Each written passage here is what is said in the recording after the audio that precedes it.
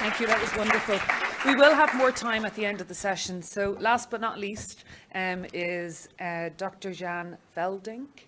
Is that pronounced properly? Yes? Yes. And he's going to talk a little bit about ProjectMINE, the new genetics of ALS-MND. Thanks, Aisley. Okay, thanks for the invitation. It's a great honor to be here, to be recognized as this expert from this tiny country, the Netherlands. Some people think it's the capital of Denmark, but it's an actual country in Europe. So that's quite exciting. So I'll be talking to you about DNA, which could be a quite boring subject, and it involves some simple basic biology lessons, so please bear with me for the introduction. Otherwise you cannot appreciate what's going on in ProjectMINE. So DNA, of course, is this fantastic molecule which it's revolving there. But to start with a little bit of history on ALS, it's really this year, 150 years ago, it was first described by this very eminent neurologist.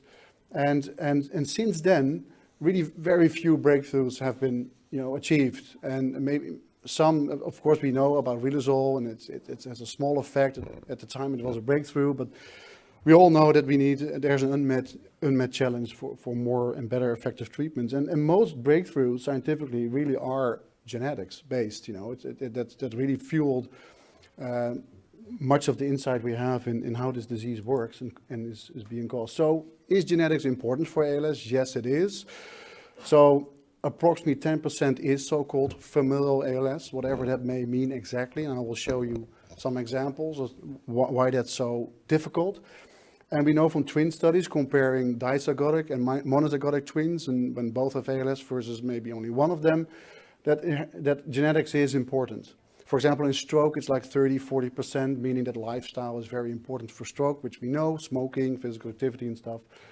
But also for ALS, some effect from lifestyle and environment is necessary. So not all answers will come from genetics. So that's important to note as well. And so this is a little bit of lesson in biology. This is a DNA molecule, which is shown here. It's like a zipper. It's coiled up, and it consists of two strands, which are identical or like a mirror image of each other. It's in every cell of your body, and you have two of those. So one from mother and one from father, and at conception they're recombined. So they're unique new bits that are mixes of your father and mother. So you're not exactly 50% your father and 50% your mother. And this molecule consists of 3 billion letters, 3 billion building blocks, and these are 5 random ones. And we denote them with letters A, C, T, and G. And so these are just random 5 of these. So 3 billion per molecule, which means that one molecule in your cell is 1 meter long. So that's quite amazing. And so if you again unzip this molecule, there will be a short stretch of these letters visible, and this shows you the actual sequence of this part of the DNA. And this sequence is important. This contains information. I will show you in a bit what that information includes. And this is a short animation showing how this meter-long molecule gets folded up inside the nucleus. And it is a complicated process. It's epigenetics, also very important. It's at the interface of environment and genetics, very intriguing. So this molecule gets folded up into chunks, which are chromosomes, and it fits inside the cells. It's really amazing. And so why is DNA important?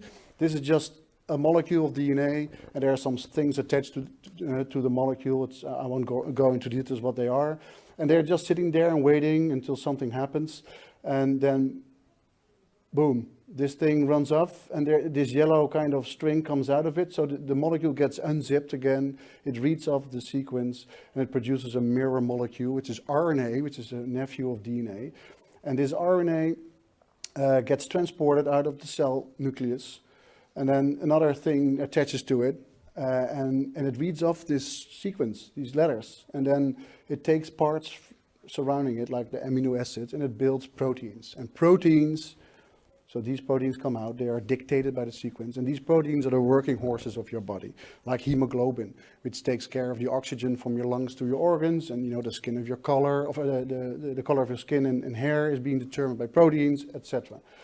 So you can imagine that variation in DNA leads to variation in RNA, leads to variation in proteins. And so either it leads to kind of less or absence of proteins, maybe more, or a different protein, as one of the previous speakers already said. So it could lead to like a novel toxic kind of property of a protein, which appears to be very important in the case of ALS.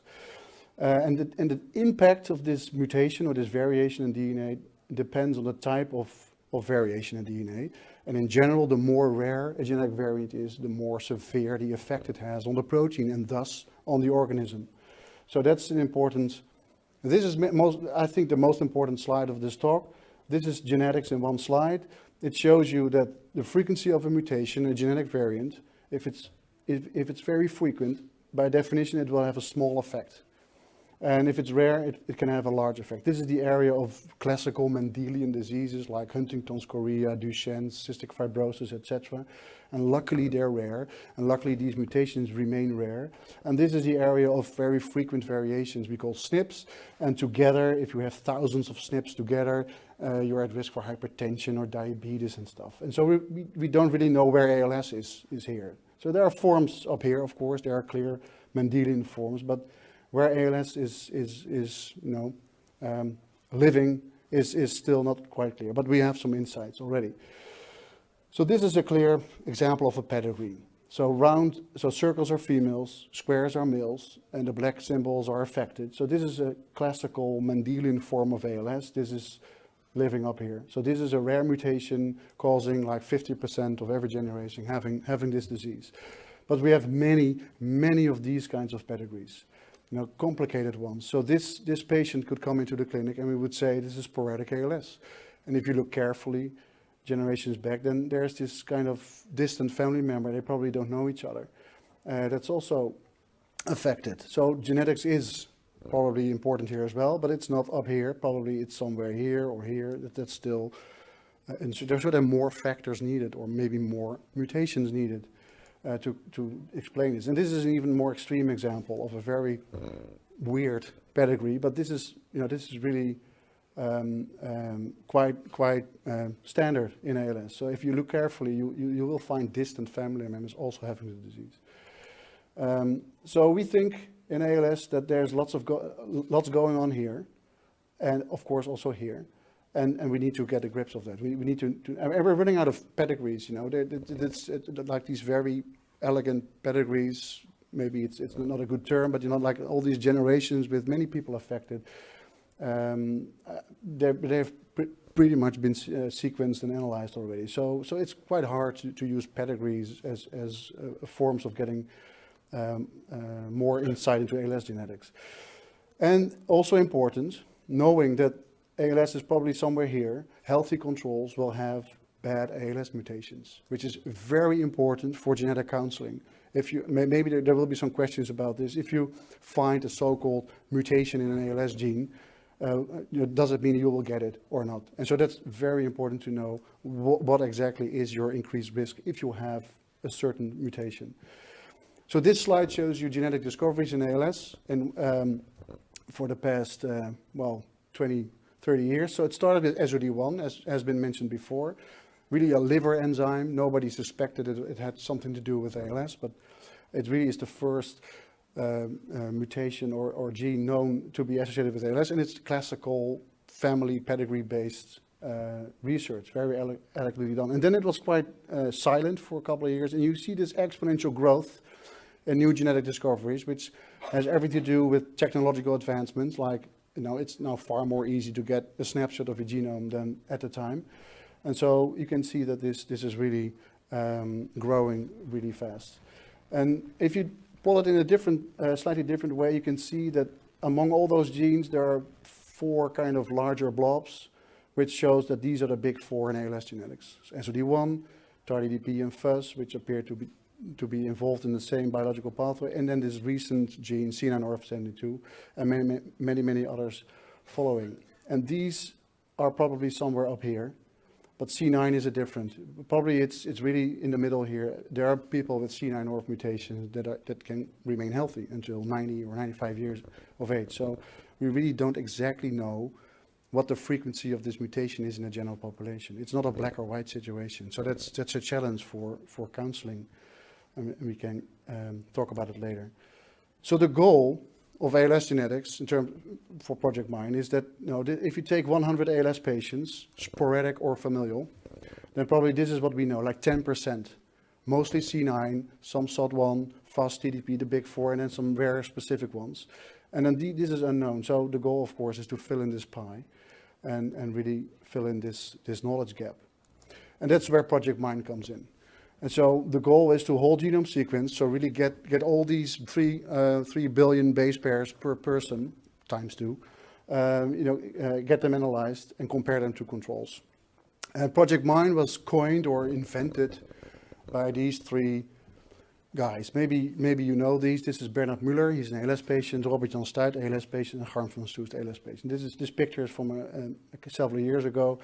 So Bernard was in our lab, and we gave him a tour, and some of our PhD students pulled open a fridge and showed all the DNA samples in there, and he said, why are these samples in the fridge? Why are you not analyzing them? And the PhD student said, well, you know, it's too costly to do anything with it, so we're waiting, you know, to get some money. Well, he's an entrepreneur. He's made a lot of money in his life, and he said, well, this is what I'm going to achieve, to get money, to get this project going. And then by coincidence, the ice bucket came along, which obviously was not invented by Bernard Müller, of course. It's a spontaneous thing. But it was kind of a neat coincidence. And of course, Bernard himself has made a large contribution as well. So they all have been very instrumental in getting this project going, at least in the Netherlands. So I think that is important to know. So where are we in ProjectMINE? So the goal is to get as many cases and controls sequenced, whole genome sequenced.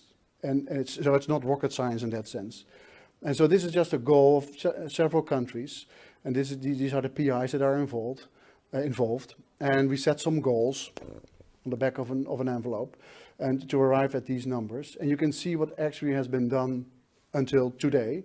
So it's almost 8,000 profiles, which is good. And we're sending out a new batch in the coming weeks. So I think we'll be hitting 10,000 in January, February, probably. So that's really amazing. And if you can do the math, you know, it's about $1,500 per profile. So you can calculate what kind of money is involved. And I will tell you about where that's coming from in a minute. And so these are the people, the PIs, the investigators that are involved. So we started in the Netherlands. So we have 3,000 profiles, so 2,000 cases and 1,000 controls.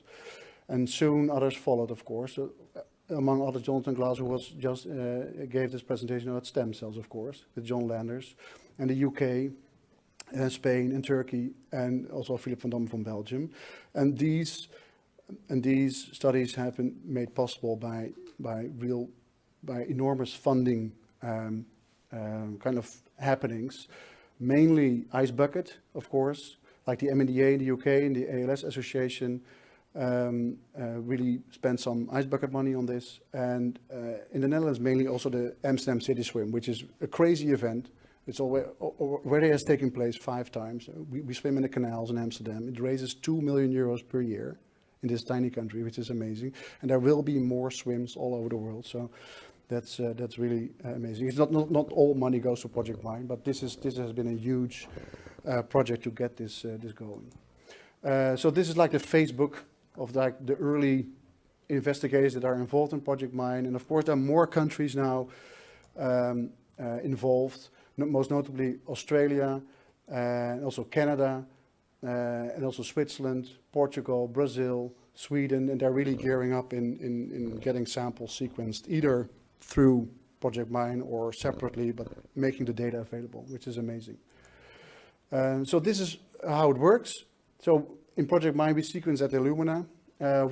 We've sought long and hard for the best company and not the highest price. Actually, they're in San Diego, so it's misplaced. But so we collect DNA samples from our collaborators, send them off to Illumina, and we get back the data directly to a supercomputer. So no hard drives flying around that get lost.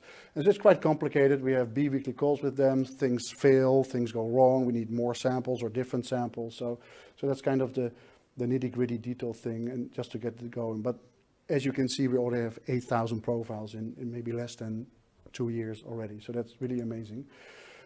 And then ProjectMINE is all about, and that's very important, I think it's larger than ALS, it's all about sharing the data.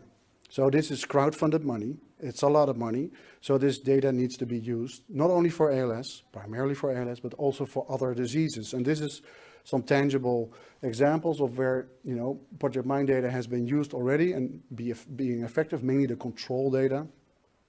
And that's, for example, sharing it with Jonathan Marcini in Oxford to generate the Haplotype Reference Consortium, which is a general reference panel. So any researcher with any disease can enrich their genetic research with.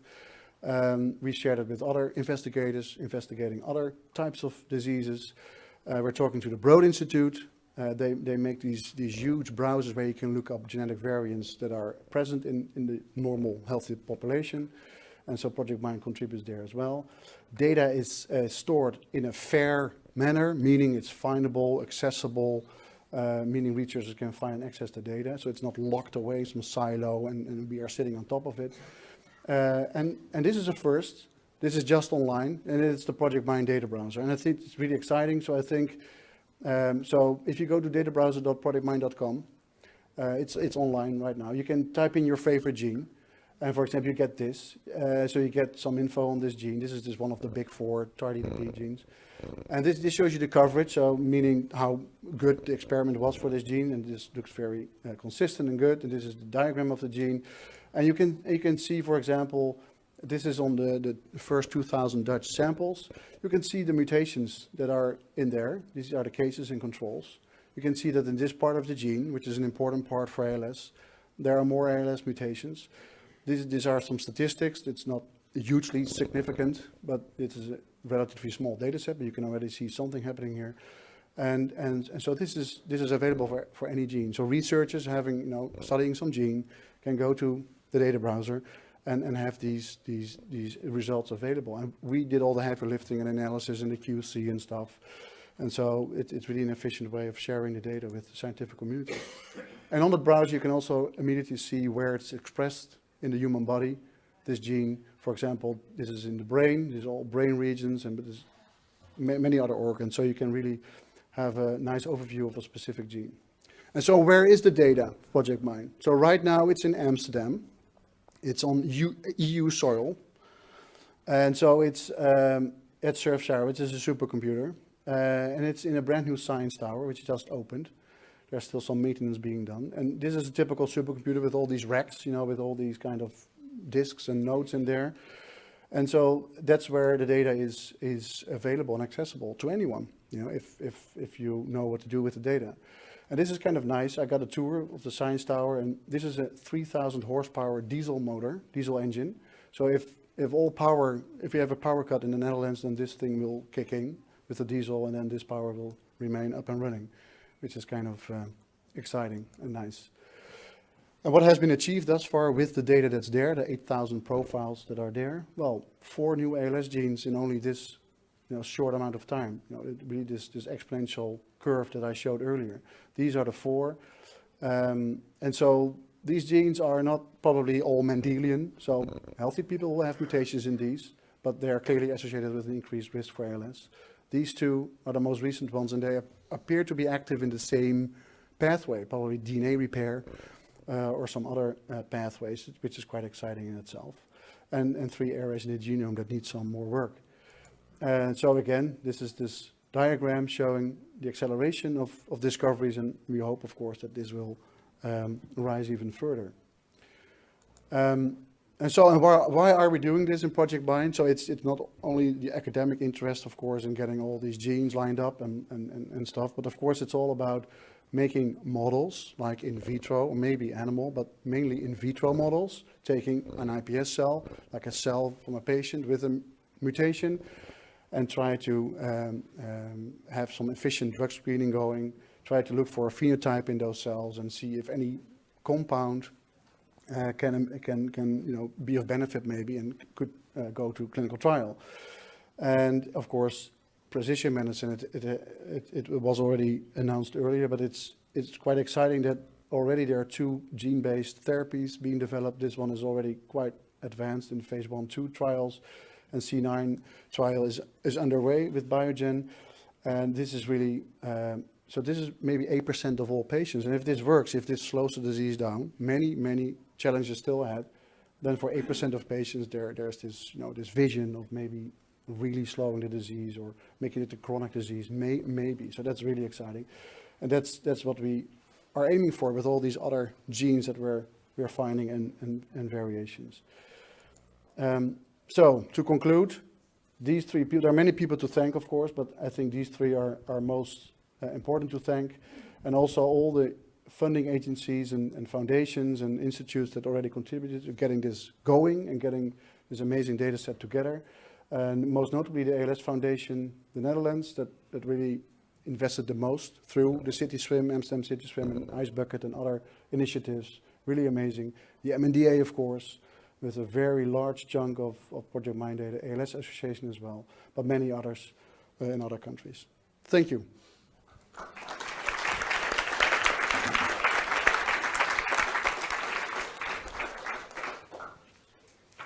Questions?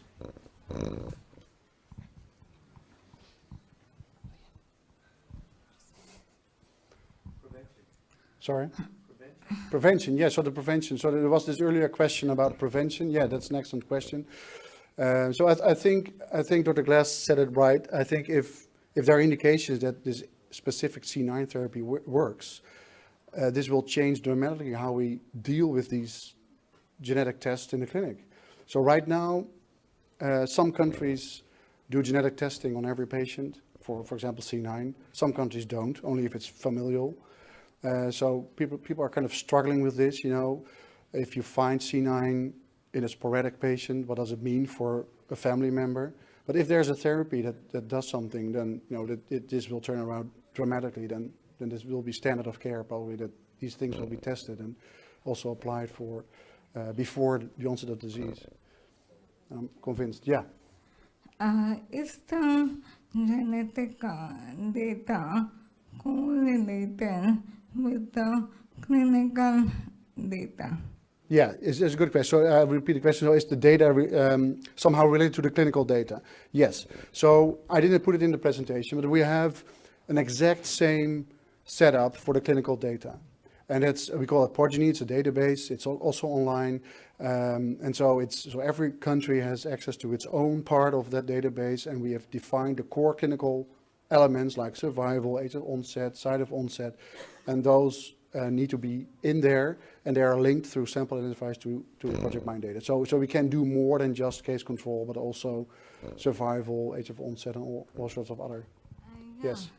Because I think MND ALS like me interchangeably, and I feel that MND is actually a spectrum of a disorder. Yes. So we can use this data to actually define various types and maybe have a new definition. Yes. Like I would use simile of autism spectrum disorder. Recently they have revamped the definition. So I would actually ask the Alliance to work upon how we can also do revamping so that the definition itself will guide us to a proper treatment strategy. Yeah. So, it's not online, but so what you're saying is, so we need a new classification of MNDs. You're right. I totally agree.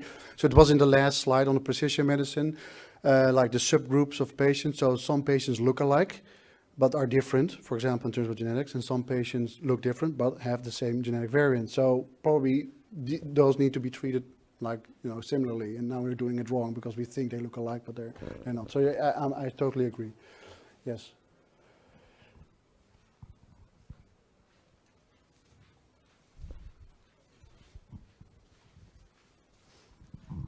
I may have missed something. Among the patient you tested for mutation, what is the percentage of patients that you didn't see any mutation at all? So what the question is, what is the percentage of patients that don't have a mutation at all? Well, it depends how you define mutation. So, yeah, variation. So on average, a person carries 3 million SNPs. and 70 really damaging mutations. You all have those. And so that's the hard part. And those are in the exec, for example, in the Broad Institute, in the data browser. So we all carry bad, ugly mutations, but apparently we are quite healthy, luckily, because it's more complicated than that. But probably need a second mutation or some environmental trigger. So that's where the challenge is, to tease out which ones are really driving ALS. So you can't conclude, oh, I found this strange mutation in a patient, it must be causal. No, there will be healthy people with very bad mutations. Yeah. Excellent point. Sometimes we hear that there are other data sets around the world. Yes. Like, for example, in New York, is it Yeah. the Whole Genome Center or something like that? And the president of America said, let's have DNA samples from a lot of people. Yeah. How do you collaborate with the data set of MINE, and Yeah. could you add them up to have Yes. an even bigger pool of the DNAs? Exactly. So that's an excellent question, of course. So we want to arrive at that magic number of 15,000 cases and 7,500 controls or more, and most probably that will be reached maybe sooner than just genotyping them through ProjectMINE, but really using these other projects, for example, Answer ALS, Create. There are a number of consortia active in the US as well, and they all are going to whole genome sequence cases, and it would be excellent to do this combined analysis, and also invoking external controls. Like, there are many controls out there, and there are analytical ways of dealing with it. It's a bit complicated because you have batch effects and all sorts of biases, but we can deal with it. So yes, that's definitely on our radar to really go beyond ProjectMINE. Yeah.